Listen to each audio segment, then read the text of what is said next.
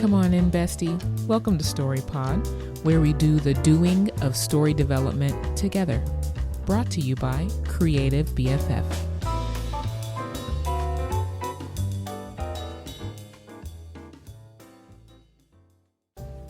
Ooh, girl. I pressed start recording before I was ready.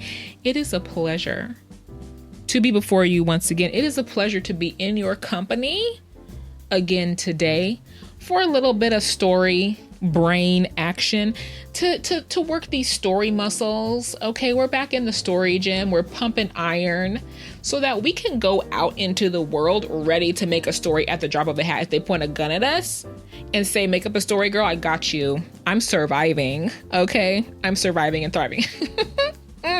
Anyway, my name is Ashley. Thank you so much for joining me on the StoryPod podcast. As you can see, we are in a little bit of a weird mood. Not really a weird mood. We're just out here because now you and I are best friends. We've been here for several episodes and now I feel like we're truly best friends. Okay. Me, you, and this mic are truly best friends. Anyway, let me stop all this talking, all this yammering, and let's get down to business. Let's get down to business. Okay. If you have a story question, please let me help you with it. I would love to do that. I can either answer it here on this podcast, girl, or we can set up a one-on-one meeting, sesh, whatever you want to call it. And you can reach out to me at ash@creativebff.com, or you can go to my website, creativebff.com. All of that information should be linked below somewhere. Okay. So feel free to clickety-click the link, okay? I am so sorry. Sorry, not sorry. Today, we are answering a question from Reddit, as we have done several times before. But you know what? It doesn't get old for me because it's fun. I hope it's fun for you. I hope that we're all learning and growing as writers together. In any case, I've already been here for 2 minutes. Okay, let's get down to business. The question is from the r/fantasy writers, from Artemis Lee Ca. Now this is a little bit of a longer one because they provide some backstory information. So bear with me. Here we go. You can skip also if you want to. You can jump ahead a little bit until the little box disappears on your screen. So anyway, they had reached out previously to this subreddit with some story help, and so they just reach out again because they're stuck and they're thanking them for their great help.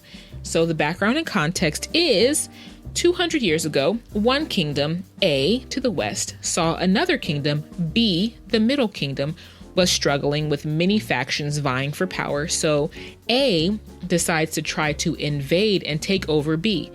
A did so with the use of dark magic and necromancers. B's factions tried to come together to stop this, but they didn't have knowledge or ability to stop them. So they reached out to another kingdom, C, to the east. C is a place of magic and mysteries, and they were able to help defeat A.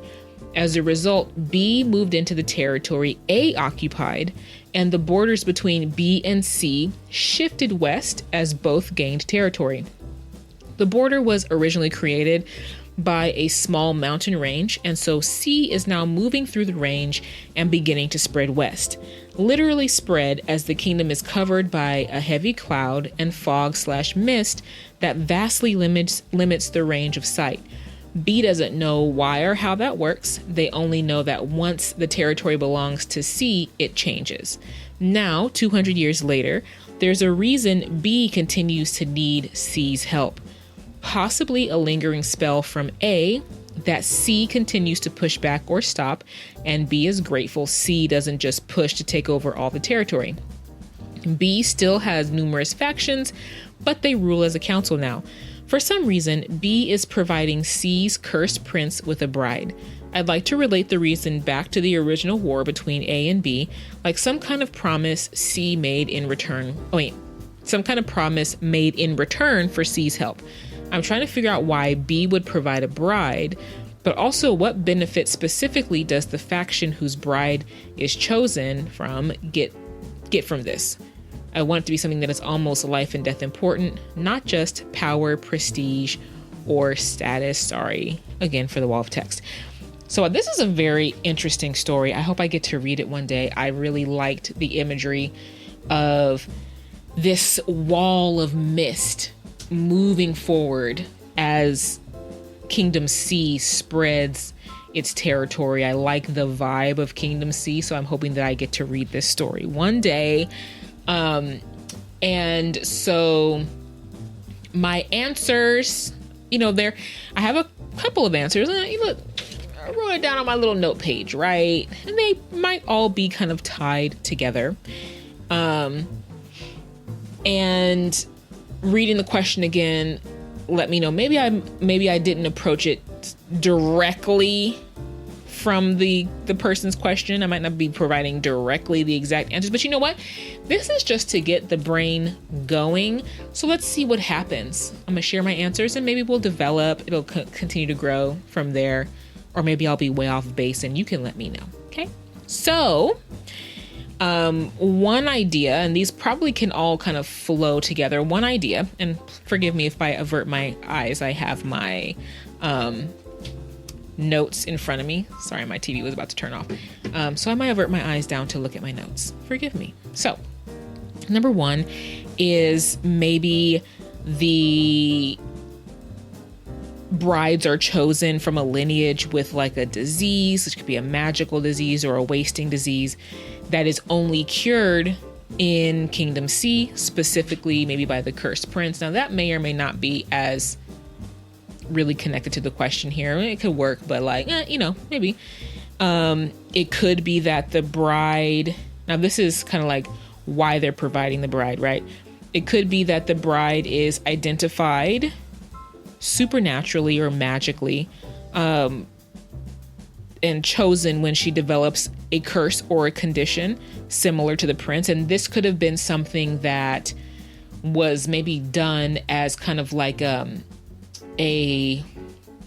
what is it called? A contingency? Not a contingency, but like, when you collateral, that's the word, maybe something like collateral or something like a guarantee that Kingdom B would follow through, is that there's, maybe Kingdom C puts some sort of magical cursey identification system in so that, the curse itself, the magic itself identifies the bride for whatever prince is on the throne, right? And so once that bride is identified, it's like, this is the one. Okay, now this is, and it's kind of all, they all kind of tie together, but I put them as individual notes.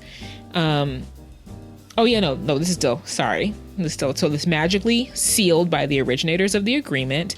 The curse chooses the bride and she'll basically waste away and die if she doesn't go, right? So there's like a life and death type of thing. It's like, you gotta go or you're gonna die. The curse has chosen you.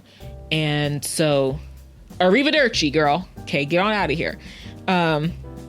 Another one could be like she's, the bride is chosen by lot from a few particular families. And if they don't go, maybe there's death or imprisonment. And there could still also be this element of,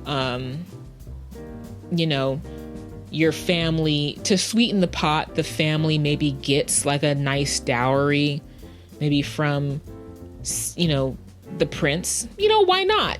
Why not? It's like, because Kingdom C is not striking me as a janky kingdom. It strikes me as maybe there's some honor in there. And so it could be, excuse me if you couldn't hear me, it could be that C is like, okay, yeah, you've got this wasting disease. Yeah, the curse chose you, but I am also willing to do the normal thing, which is to provide, quote unquote, a bride price, which I don't know, maybe that sounds janky, in our modern minds. But listen, whatever. It could be an element. It's like, okay, we will also provide a lovely, severance package for your family, making sure they're taken care of. They get a bunch of money, or, whatever, they become nobility, maybe in Kingdom B, but also if they ever come to Kingdom C to visit, they are treated as nobles, obviously, because, their daughter is the princess or queen now of the kingdom. So there is that element.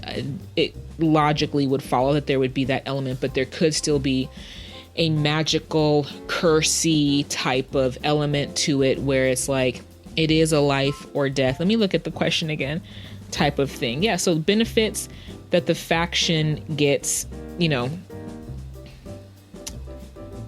maybe there's also, I'm trying to see, okay, sorry, I had to pause to read the question again. So reading it out loud for you. Why would B provide a bride, but also what benefit specifically does the faction whose bride is chosen from get? So you could build into it that maybe there is some kind of disease, curse type of thing. Maybe they get the cure for that as a benefit. In addition to becoming nobles in both kingdoms and, all that, if they're not already. Perhaps there is a new set of magical powers that they get. I'm kind of grasping a little bit. Perhaps they are bestowed with, knowledge of new arcane abilities. Perhaps they are given new abilities, new magic that they can now do. That is something that the others in the kingdom can't do. So maybe they become magisters of Kingdom B. Maybe it hops. So whatever faction the bride gets from during the bride's lifetime or until a new bride is chosen, that family now becomes magic wielders within Kingdom B, if we're continuing with this thing of Kingdom B not having knowledge or magic, and so now this family or this faction is able to utilize it. That could be cool. I haven't fully developed that idea in my mind, but that could be a very good incentive, I think, for a magically devoid kingdom where this magical kingdom now shares some of their magic with the faction that the bride is chosen from. And it could have a variety of different effects, from practical things like increasing crop yield to extending life to, them being able to more effectively protect Kingdom B, whatever the case may be, whatever fits logically, whatever types of magic fit logically within your world, that could be what they get as a boon. They could get literal treasure and magical treasure, perhaps a cure for a disease, a curse, or whatever, as well as it being that maybe it's not even only the princess, maybe it's not only the bride that is now imbued with this curse, this wasting disease, but the whole faction maybe will waste away and die like they got a plague, if they don't send the bride that was chosen. So those could be some answers. Now listen, I feel like that's the extent of what I would say could be potential answers for this without knowing, any more than what was already provided in the question, without knowing the context of the story and what the goal of the story is, what the logic of magic in their world is, and maybe other information that could help to pinpoint some better options for why a faction would send a bride and what they would get in return. So without knowing all that information, I feel like those are going to be my answers to the question. But what would be your answers? How would you answer this? What reasons would you give for sending a bride? And how would you make it more crucial for the bride to go? And what do they get in return for that? Listen, thank you for your time today. This was a short one. I'm kind of proud of myself. Girl. I don't know about you. I'm kind of proud that we got through it in a more efficient manner. But in any case, listen, enjoy the rest of your day. All right, have some tea. Take a little me time. Tea time, me time, me time, tea time. You know what I'm saying? And go write something. Go think about your story. Come up with an idea. You know what I'm saying? Go to Reddit and you answer a question. How would you answer one of their questions? In any case, I will see you next time. All the best. Sincerely, Ashley.